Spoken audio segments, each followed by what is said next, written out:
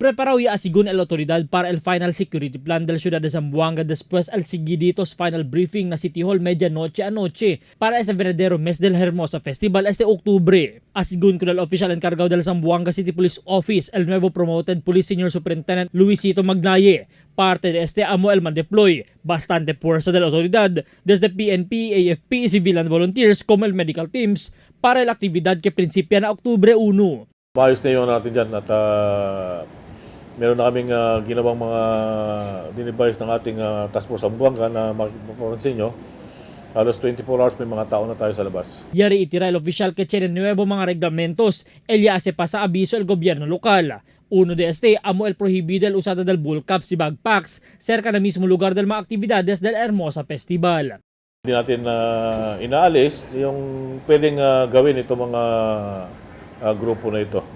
At ina-assure lang namin sila ng Zamboanga City Police Office together with their counterpart, yung Task Force Zamboanga, ay ginagawa natin lahat ng ating magagawa para ma-prevent yung balak nila rito sa atin. Ya queda también alarmado la autoridad después al seguir sa operasyon para kuhi ko ng mga miyembros del Abu Sayyaf del mas temprano na mismo sentro del pueblo.